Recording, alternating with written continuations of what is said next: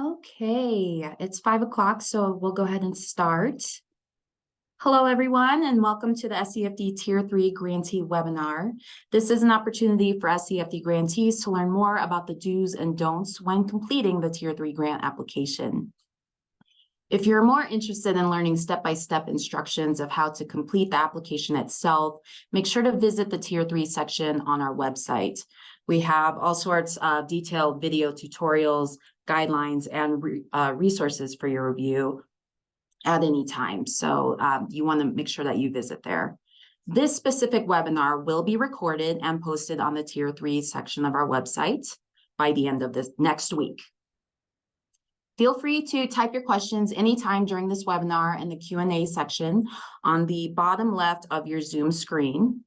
We will address your questions as we go, and there may be some time reserved after the presentation to answer any additional questions. If you would like to turn captions on during this webinar, click on the Show Captions button on the bottom right of your Zoom screen. You will also be able to select a language of your choice for your captions, which is a nice feature from Zoom. Next slide, please, Jessica. A quick introduction of the SCFD staff you will interact with today. My name is Christine Fiddler, and I am Program Officer for Jefferson and Boulder counties. Dana Manutane is Program Officer for Adams, Denver, and Broomfield counties. And Tim Murphy is Program Officer for Arapahoe and Douglas. We also have our Deputy Director, Jessica Cato, online with us today. Next slide, please. The application deadlines and grant cycle timeline. Please make sure to add these dates to your calendar and note the time of 4 p.m. is Mountain Standard Time. The first important due date is your final grant report, which is due Wednesday, February 14th by 4 p.m. As a reminder, you are required to submit your final grant report by this deadline in order to apply for funding into 2024. The final grant report should cover the use of funds received in October 2022 through December 31st, 2023. If you do not submit your final grant report, you will not be eligible to apply, so it is crucial that you get this done on time. The next important due date is the grant application itself. If you are applying in multi-counties, the deadline is Wednesday, March 6th by 4 p.m. If you're applying for one single county, the deadline is Wednesday, March 13th by 4 p.m.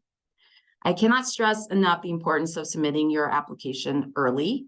If we receive your submission on the due date after 4 p.m., it will not be accepted. If your application is incomplete in any way on the due date after 4 p.m., it will not be accepted. So please make sure to get your application in early. After you submit your application, the grant cycle looks like this. The 7 county cultural councils meet to review the grants in what we call study sessions, which will be hosted in April through May. Dana will go into more detail about these study sessions later in this webinar. June through August, the councils meet with county commissioners or city councils to review funding plans. In September, the SCFD Board of Directors approves the funding plans. And then in October, checks are available for pickup. I'll take a pause here for a second and ask if there's any questions. If not, next slide, please. Okay, the biggest SCFD update this year is the new unified scoring rubric and scoring descriptions that will be used consistently by all councils this upcoming grant cycle. The rubric was unified to make it streamlined for grantees and council members, to make it easier for everyone. Don't worry about trying to memorize this document on your screen right now. It is posted on the SCFD website under Tier 3. Along with the scoring descriptions and each county's unique grant guidelines, which you'll learn about more here later. Please review this new rubric and incorporate it into your grant application. There are new categories and a new point system you should be aware of. The new categories are organization, mission, and objectives for 10 points, operations and strategy for 10 points, equity, diversity, inclusivity, and accessibility for 10 points, financial responsibility for 10 points, and impact on county residents for 10 points. If you don't know this already, each county reviews their grant guidelines annually and often makes changes. So make sure to read the grant guidelines thoroughly every year to ensure your organization qualifies for the amount and the type of funding you would like to request. Next slide, please. Okay, general recommendations. I hope this is intuitive, but be respectful to the cultural council members and SCFD staff. We are here to support you, and we truly do want you to succeed. So just keep that in mind. Make sure to track your activities and attendance throughout the year so that you have accurate information to report in your final grant report and in your application. What you don't want to do is scramble at the last minute to compile this information. That would cause unnecessary stress, so make sure to be proactive. I said it before, and I'll say it again, start working on your application early. The program officers you're looking at right now guarantee to review your application for completeness if submitted at least 48 hours before the deadline. This is our opportunity to let you know if your application is missing anything. What we'll do is we'll send the application back to you, and you'll be given time to add that missing information. But it must be at least 48 hours before the deadline. I sound like a broken record at this point, but the earlier the better. If you submit your application 48 hours within the deadline, we cannot guarantee we will have time to review it because we will be in crunch time at that point. So just remember, late or incomplete applications will not be accepted. Be sure to read the application directions and county guidelines carefully. Watch the recorded tutorials that we have on our Tier 3 section on our website. If you need to, all the information is there. You just have to go get it. And finally, make sure to reach out to SCFD staff with any questions you had well in advance of the deadline. And don't forget, we're a resource for you. I'll pause for a moment for any questions. Dana or Tim, do you have anything else to add?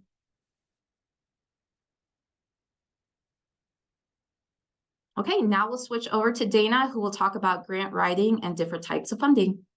Next slide, please. I had to remember to unmute myself. Greetings, everyone. My name is Dana Magnatwani. I am one of the 3 program officers that you see on your screen.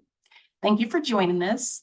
I'm going to go over some tips and tricks about grant writing process in general terms.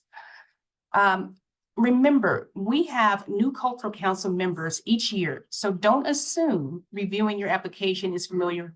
Don't assume that the reviewers are familiar with your organization. Any given year, we may have 3, 4 new people who just don't know your organization. So be very clear. A common critique from the council members, sorry about that, y'all. A common critique from council members is that applicants don't provide enough detail in their requests for general operating and project support. Be very specific and try to give us as much detail as possible. Cultural council members are excited to read your grants and learn of the amazing programming that you're doing or you're bringing to the residents of their county. So if the cultural council finds it difficult to piece together your narratives for key information, they are likely either going to have to have questions or assume that the organization is unsure of what they are communicating and score your grants accordingly. Provide all required information for key staff, volunteers, and board members listed in the application directions, as listed in the application directions. The directions are very clear. What should be provided: name, position or title, expertise, employment status, such as part-time, contractor, volunteer, and whether anyone is both paid staff and a voting member of the body, the board of directors. SCFD staff finds that organizations are not including everything, and this is a key question to determine organization's capacity. We understand that 2,000 characters sometimes is just not enough to convey your narratives. However, cultural councils sometimes have up to 10 to 15 grants to read per week. So there is an expectation that organizations can be concise and efficient in their narratives. Feel free to use the formatting and bullet points to make the narratives clearer. And you will see these when you go into your Flux portal. Under the narratives, you will see that in those boxes, you're able to click where you can have indentation, bolding, bullet points. Use links to highlight and explain your programming. You can include links to videos, documents, and web pages. This helps when you're in a crunch because of the 2,000 character limit. Proofread your grant prior to submission. Have someone other than the grant writer proofread it as well. It's best that someone in your organization, whether it's staff or a board member, reads it for grammar, tone, and content. Always check. This should occur well in advance of the grant deadline. As a matter of courtesy, SCD staff should not be asked to proofread grants. However, we are available to troubleshoot and answer any questions that you may have. Next slide. While GOS or general operating support can be used for general operation of an organization, you should still let the council members know what the funds will be used for, whether it's salaries, program supplies, rent, etc. Also, let the council know how these funds will be ultimately will benefit the residents of the county. Please be thoughtful in your narration.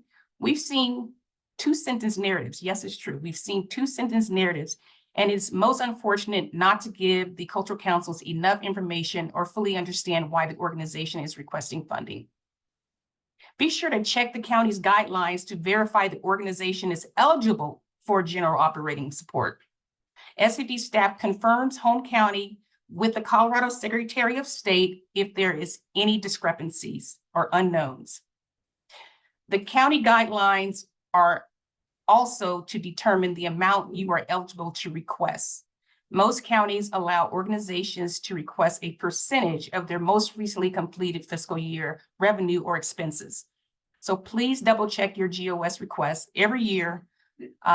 Us, SCD staff, has to adjust the request. Next slide. Project budgets must balance. You are provided with the general project revenue and expense categories. Fill out the table to make sure that the total revenue equals the total expenses, hence a balanced budget. The requested amount should be no larger than the amount allowed by the county's guidelines. If your request is above the amount allowed, the requested amount will be amended by SCD staff to the maximum allowed. Make sure that the amount entered for the project grant request amount, that is a line item in Flux, is the same as the SCFD project request amount entered into the project budget. If they are not the same, the amount listed as the project grant request amount will be the amount considered for funding. And I tell you from experience, we have seen this enough to point it out that sometimes it's unfortunate that the amount in the budget table is more than what is listed in the project grant request amount. So check your numbers. We've seen organizations receive thousands less than what was expected because the SCFD requested amounts were different. Be concise when explaining how funds will be used. Large sums listed as other expenses or other income should be explained. Don't let the cultural councils have to guess or make any assumptions. When projecting attendance for a project, be realistic and as accurate as possible. Know the venue's capacity. We've seen it. You know, if you know that a venue holds 288 seats, yet you list 600 as the expected attendance, trust me, the cultural councils will know, and they know the capacities of most of the venues in their county. It is, if it's 2 or more shows, be clear, so there's no question. If you're requesting funding for a project that spans multiple counties, explain in detail what you are requesting from each county.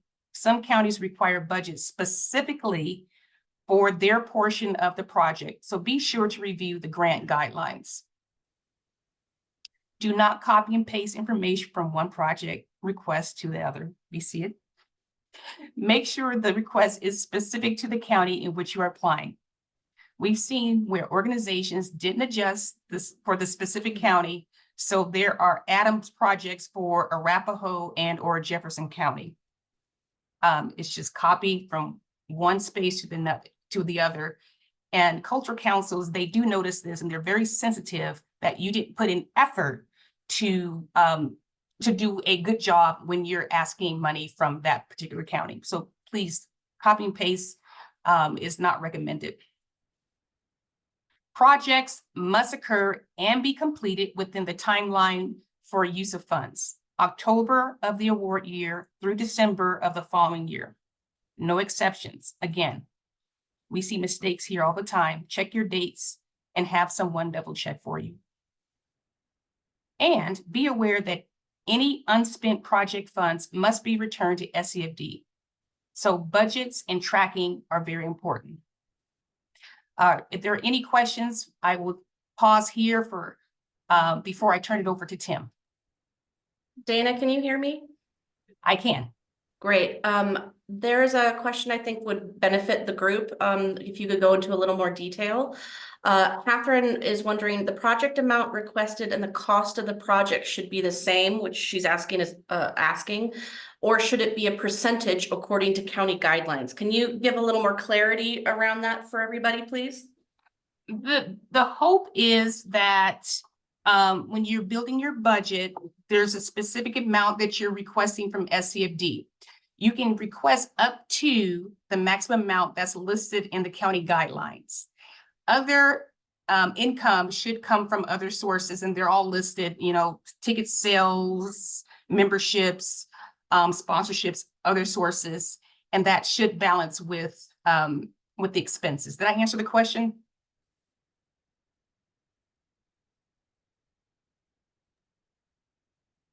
Yes, I think so. It should be based on, your request should be based on the projects or the county guidelines. But which is a percentage of your income. However, your expenses should match the percent, the total income, correct? For the project. Correct. Any other questions? We want to be very clear so that we can avoid any mishaps when it comes down to the time for you to submit. Okay. Tim? All right. Hi, everyone. I am Tim Murphy, the program officer for Arapahoe and Douglas counties. And I'm going to go over just some areas that we often get questions on or see reported incorrectly when it comes to your financials. So the first thing is to submit the correct type of financial documents based on your organization's revenue for the most recently completed fiscal year. These are described in the application directions, but just briefly, if your budget is, or if your revenue was under $500,000, you just need to submit a profit and loss statement and a balance sheet. If your revenue was between $500,000 and $750,000, you're required to submit a financial review. Anything over $750,000 requires an audit. We have links in the application directions for articles that provide a little more detail about what a financial review is and what an audit is and how you get those taken care of. Just know that if you do need to submit one of those documents, they take quite a lot of time to complete. So you'll need to get those done, you know, early as possible before the grant cycle begins. If you normally submit a financial review or audit, but it's not completed by the time of the application deadline, just because of the timing of your fiscal year, you can submit the prior year's financial review or audit along with the balance sheet and profit and loss statement from your most recently completed fiscal year. And if you're unsure about which financial documents you need to submit, please just reach out to one of us for assistance. And just to note, depending on your organization's fiscal year, your financial documents may or may not align with the grant cycle. So if you are running, September through August or June through, or July through June, it might not line up neatly with, the information that we're asking for. And we do understand that. So don't worry too much about that. Any questions so far? Don't think we have any. Or there's all right, so we'll move on then. So in the financial overview section of the application, make sure you're submitting the required information for your most recently completed fiscal year and your upcoming fiscal year.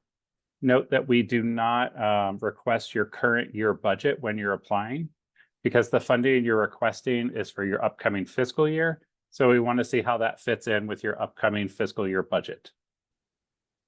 One other issue that we see in terms of financials is that balance sheets only list assets, and balance sheets must list both assets and liabilities, even if the organization has no liabilities. And,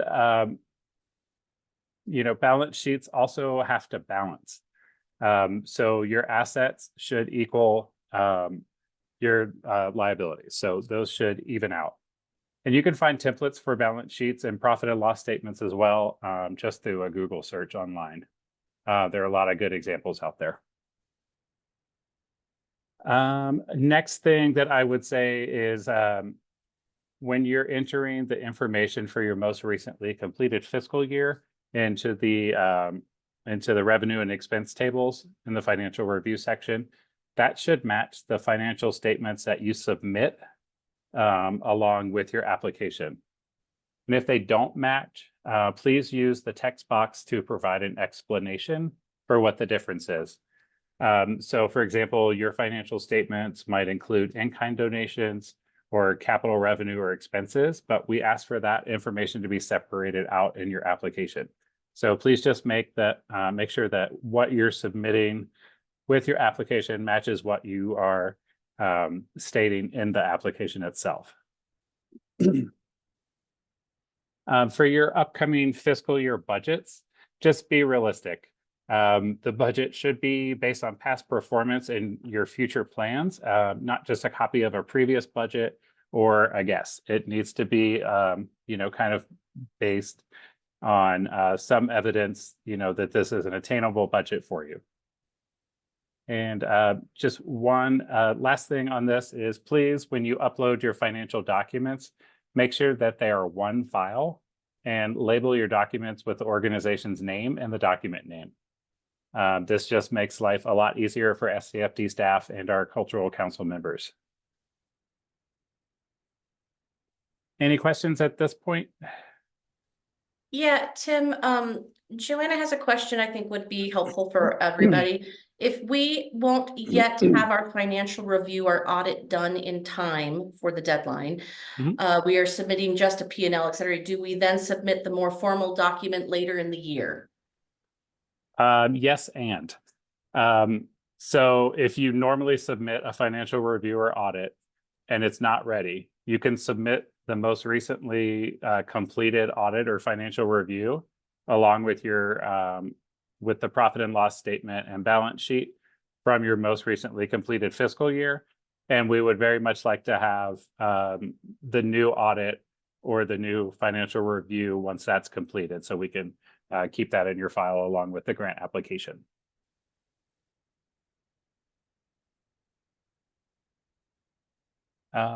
And I see we have one more. The projected budget for 24-25 have to be approved by the board beforehand.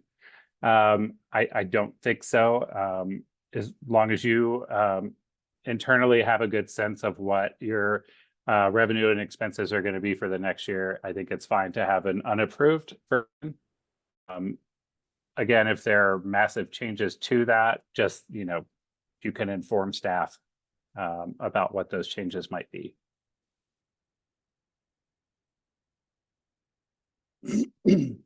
Anything else right now? Yeah, one more, Tim. If the Sure. org is on a calendar year, would they submit a calendar year 2025 budget and not a 2024 budget?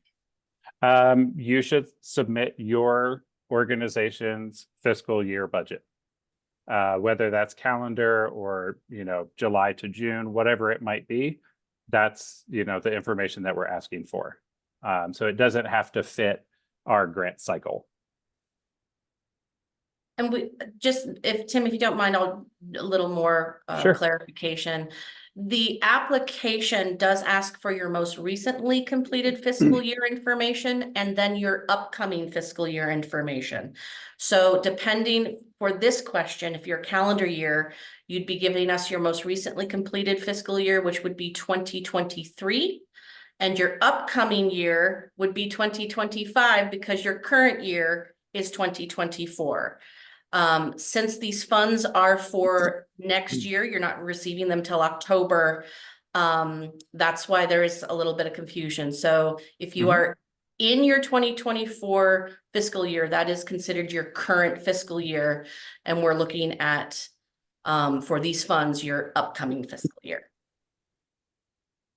Yep. Thanks, Jessica.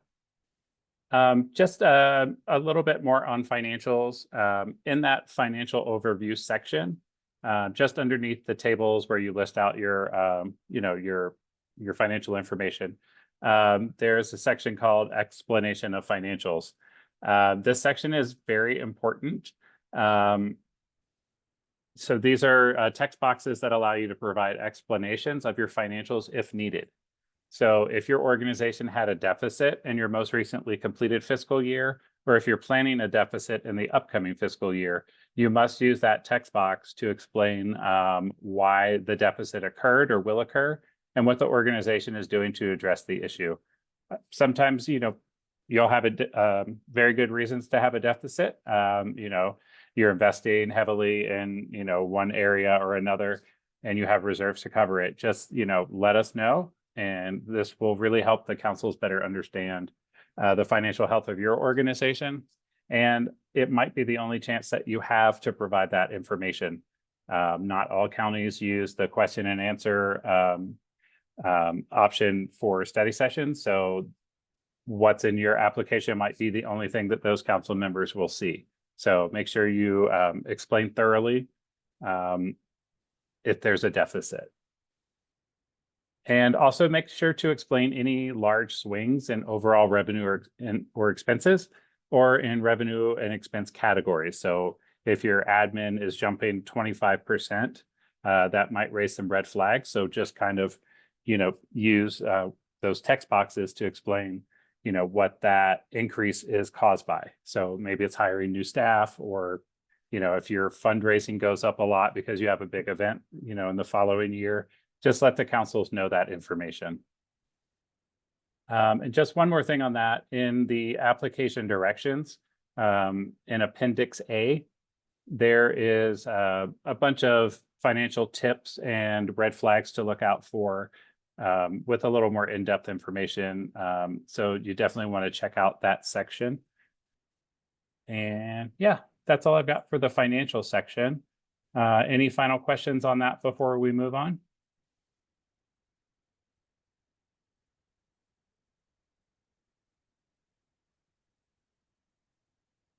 All right, it doesn't seem like it, so we can move on. Next slide, please. All right, so now we're going to move on to activities and attendance. The most important thing to begin with is to make sure you're using the correct activities and attendance template. This template is posted on the Tier 3 page of the SCFD website. And it is updated annually, so make sure you don't make any changes to the template or use a previous year's version. Before you start filling in the template, be sure to review the application directions and watch the recorded tutorial if needed. Those are both also on the Tier 3 page of the website. And there are also instructions listed on the template. So if you see step 1 here is to add your organization's name and most recently completed fiscal year at the top of the document. Step 2 just advises you to report in-person activities and attendance only. So don't include your virtual attendance here. You can describe that in the narrative sections of the application. So again, this is for in-person activities and attendance only. The summary tables on the right side of your screen auto-calculate once you enter information in the rows below. Make sure you list the county names exactly as they appear at the top of the table, and make sure there are no spaces after the county name. If you use if you spell Adams wrong, it's not going to calculate correctly in the table. So make sure everything is spelled correctly and there are no spaces. And again, make sure that the percentage totals for the total per county and the attendance per county add up to 100%. If they don't add up to 100%, obviously there's something wrong. So just kind of go back and double check the information that you're inputting into the template. Let's see. So there are a couple places where you can get more information on what to include and what not to include in the template, and also how to fill it out correctly. So the application directions, again, provide a lot of information, and there's a recorded tutorial for this template as well. And also Appendix B in the application provides a lot of additional details. So some of the things that you will not include, again, are virtual programs, private events, or any indirect or passive attendance. So that's things such as attendance at fairs or festivals. There are some other things that you're not going to include, and you can find those in the appendix or the instructions. That's about all I have for that. So any questions anyone has on activities?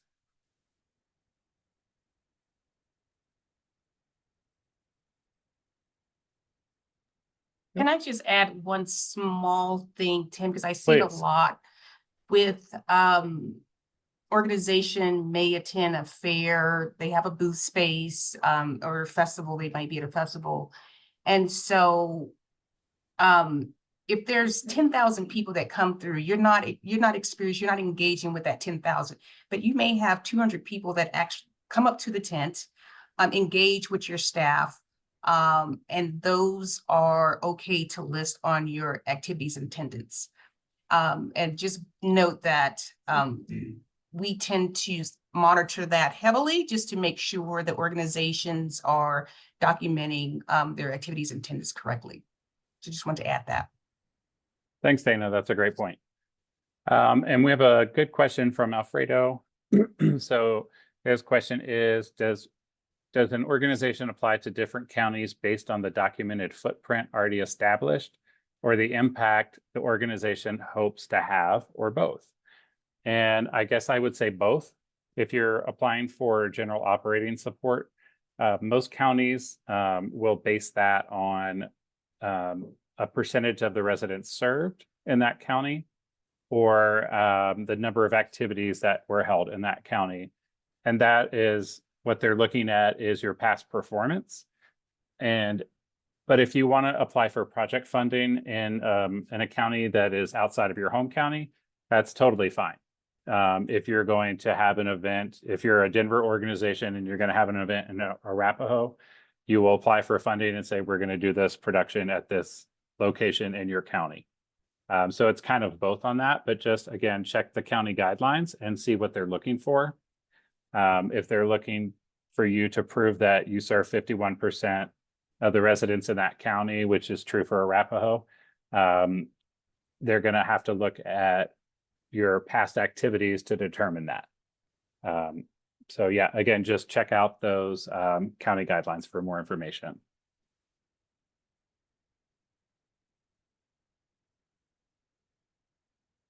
All right. Any other questions on this section?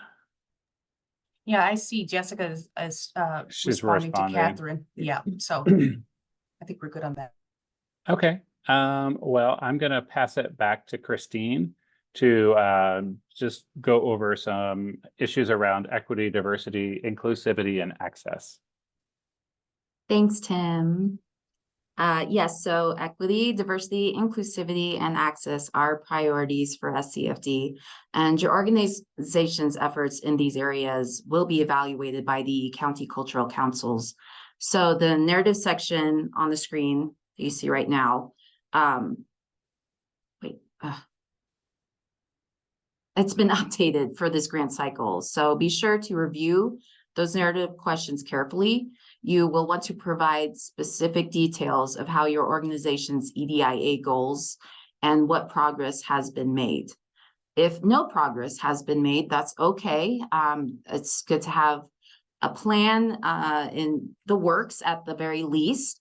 We want you to describe what you plan to do in the future to advance EDIA in your organization. We hope to hear how your organization is at the very least working towards a plan. But above all, we just ask you to be honest. Everyone and every organization are in different stages of their EDIA journey. So honesty is the best policy. That's all I have on this slide. Are there any questions? And then we're back to Dana. Next slide, please.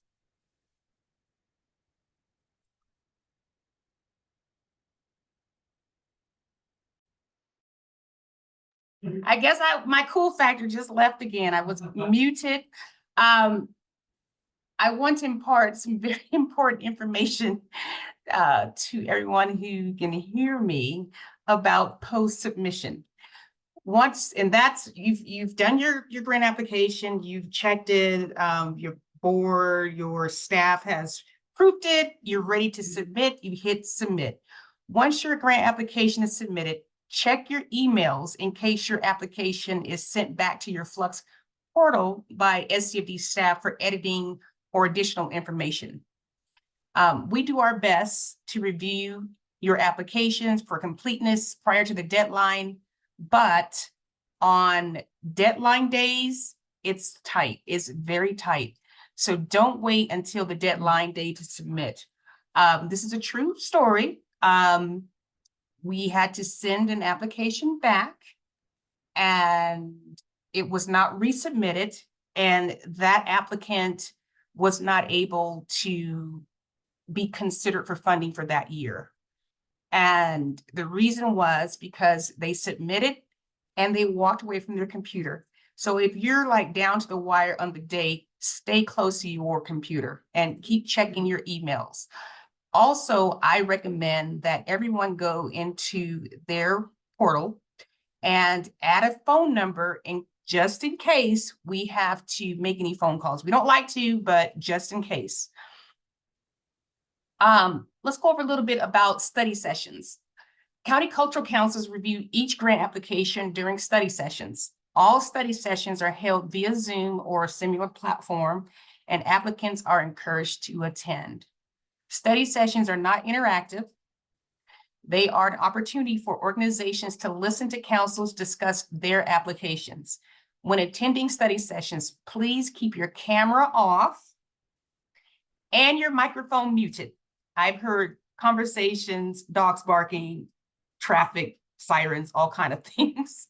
And please don't enter any questions or answers into the chat. Again, they are not interactive. If cultural councils have any questions, they will send them out. Check your email after the study session.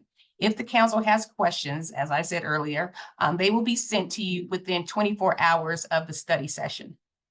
Organizations have up to 1 week to respond to the council's questions. This is your only chance to provide clarifications or additional information, and will have an impact on your score. We've seen it often enough where organizations either don't see it or ignore the questions, and that was their opportunity to do some clarification to probably, in all likelihood, get a better score. Make sure to respond to the council's questions within the amount of time provided. And responses received after the deadline will not be accepted, and we're sorry. All of our deadlines are hard deadlines. I'm going to turn it back over to Tim. Next slide, please, Jessica. Thanks, Dana. And just one thing that I would add about the study sessions, on the Tier 3 grant webpage, we also have a link for the study sessions. So you can see when your organization is scheduled. That will be updated as we get a little more into the season. We have to wait until all of the applications are received and we know who's applying where. But as soon as we get that, we'll start populating that list so you can see the date and time that your application will be reviewed. All right, so the last thing that we really want to touch on is just some resources.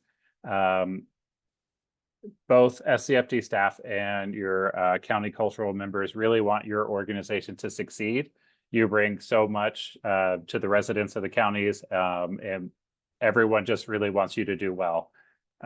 So if you have questions about the grant application, the county guidelines, the new scoring rubric, please reach out to any of the program officers well in advance of the deadline.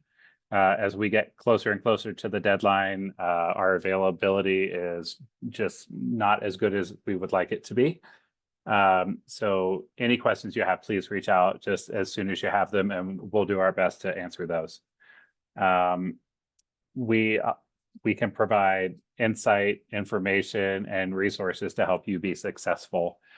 So we've just compiled this list of organizations that provide information that could help you as an organization or with grant writing or understanding your financials.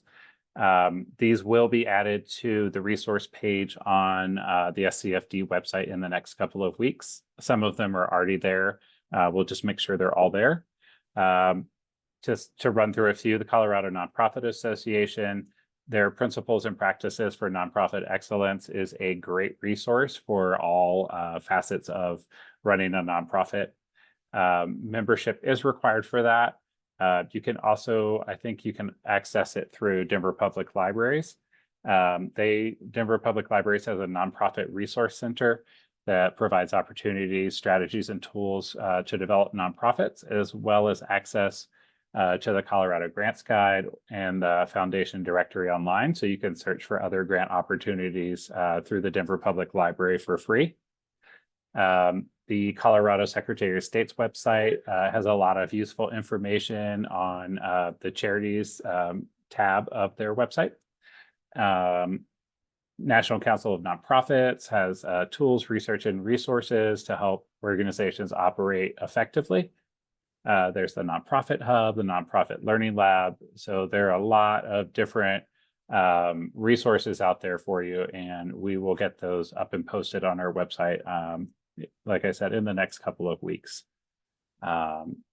So with that, are there any final questions on any of the sections that we've gone over today? We're happy to take those. It looks like we've kind of sped through this, so just let us know if you have questions.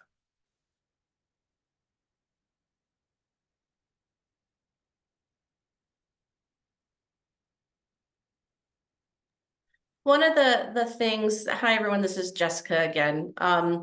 One of the things that Christine, Tim, and Dana have said tonight, but I want to reiterate again, is that we truly want organizations to succeed, and we are here to help you through this process. So, you know, help us help you by really making sure, you know, you look through the resources we provide you and get those grants in early, because you know, there's not much we can do if a grant comes in past a deadline, but we will do everything we can to help your organization be successful and to help you through that process, as long as you're, you know, working ahead of that deadline. Christine and Tim and Dana are all amazing people. They're all very knowledgeable, and they are a blast to talk to. So never worry about reaching out to any of them or anyone else on our staff. We truly are here to help you all. So That's all I wanted to say. Jessica, could I add another little tidbit? I just want to let organizations know when you get emails from SCFD, please open them and read them. A lot of times we get questions based on something that we sent out and for clarification. So just please open them because we're giving you important information. If you're not getting our emails, check your spam. A lot of times, especially if you're like in a Gmail, it may go to, I think, social or promotions.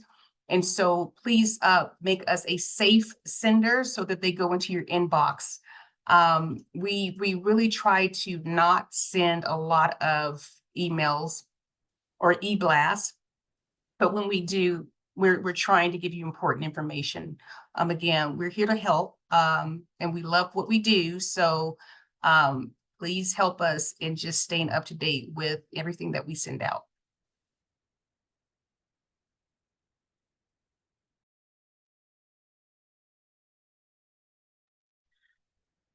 And we do have some questions continuing to come in, so we'll stay on for a little bit and answer those for people. Yeah, so thank you all so much.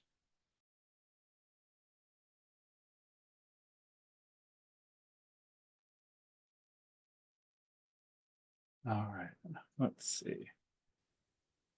So Mary Fran has a question on the activities page. When we don't know a county of origin, do we list unknown attendees as outside of Colorado?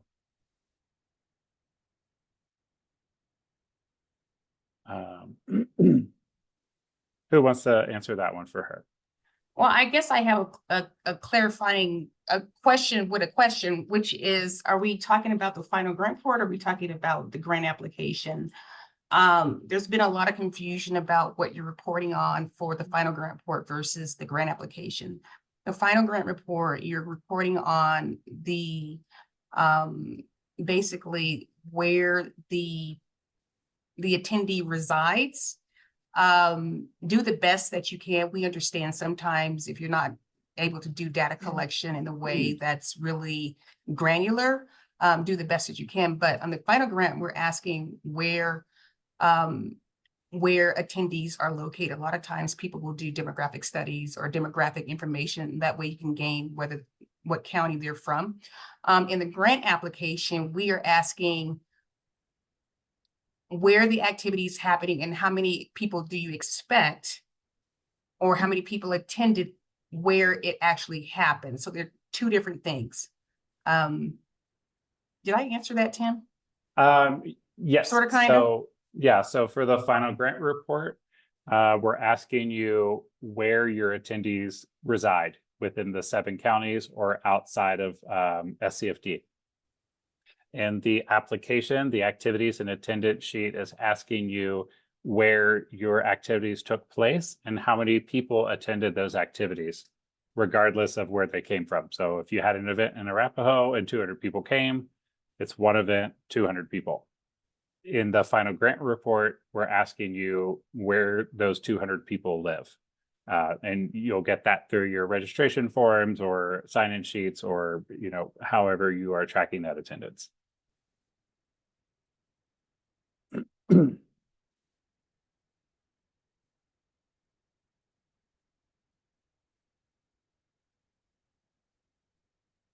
All right, Beverly has a great question that comes up a lot. Who do we reach out to for login assistance? Any of your program officers. Any of us can help you with that. And we do have, I believe, 2 logins per organization. So it has to be like one of those 2 people, but please reach out to any of the program officers and we can help you get that taken care of.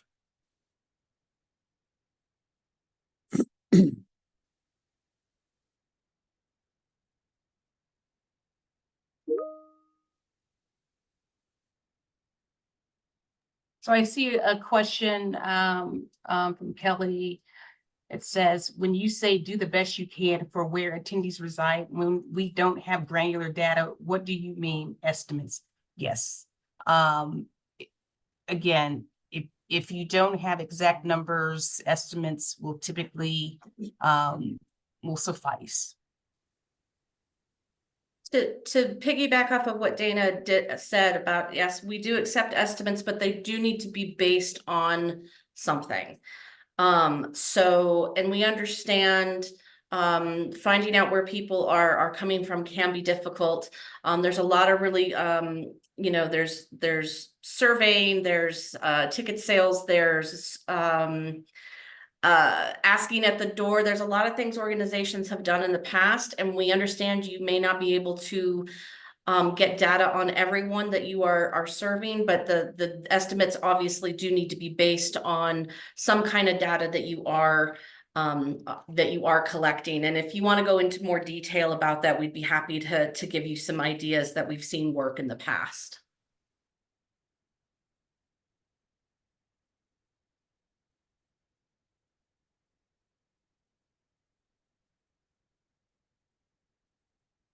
And to everyone out there, you are all welcome.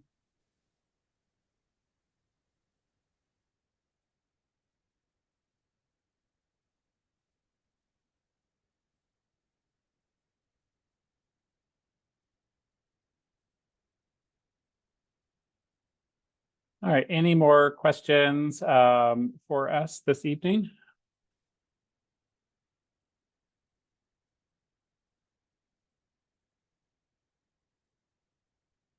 I am not seeing any more questions. So again, feel free to reach out to Christine. Christine primarily works with Jefferson County and Boulder counties. Dana, I work with Adams, Broomfield, and Denver counties, and Tim works primarily with Arapahoe and Douglas counties. But if something comes up and you just need a quick answer, any of us can help you.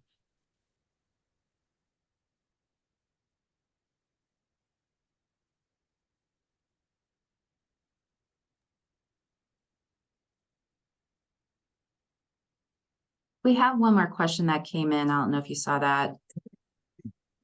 What if we have the same data for both the grant report attendance numbers and the new application attendance template?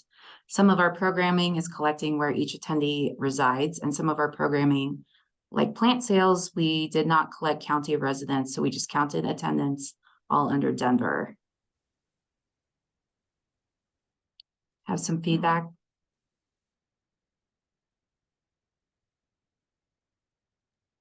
I'm sorry, Christine, I have to read it again, sorry. Yeah. So Okay. yes, unfortunately, there is some duplication between the final grant report and the application, mostly because data is used for different reasons.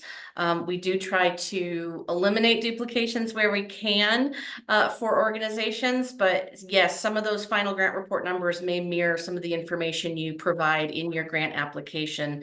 As far as plant sales for organizations running gardens, yes, we did not collect county of residence, so we just counted attendance under. My question back to that organization would be, if there, do you have any data as to who your patrons are? If you feel like it's primarily Denver residents that are partaking in your plant sale, then I think you have legitimate reason to say they're all Denver. But my question would probably be a conversation with the organization to ask, you know, how can we help get as accurate of information as we can without making, without driving you crazy. So it's a balancing act. So I would say, reach out to us and we can maybe help you through that process to help you present the most accurate picture of your organization for the councils. And just to piggyback on that, a lot of credit card processing companies will at least track zip code. It's not 100% accurate, but it's pretty accurate. So that's a good way to track the credit card sales. You can generally pull a report from those systems. Cash sales are a little more difficult, and you might just want a sign-in sheet or checkout sheet for that. There's also a great question from Anonymous. It says, so basically our attendance numbers in the report are going to be the same as our attendance numbers in the new application template. And the answer is yes. If you are counting correctly, your final grant report numbers will mirror what you're putting in your grant application. Because you're counting the same number, it's just reported differently. Your County of totals will residents. probably, yeah, your totals will probably be the same.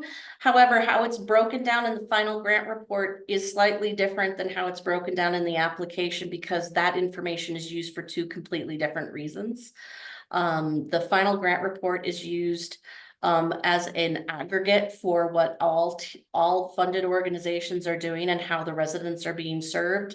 The tier 3 grant application is trying to focus on what you're doing in each individual county. So the councils can have an idea of one, if you meet their guidelines, and two, what you're doing to serve their residents. So your total number would probably mirror your final grant report, but how it's broken down may look a little different. And again, reach out to us and we can help you through that process.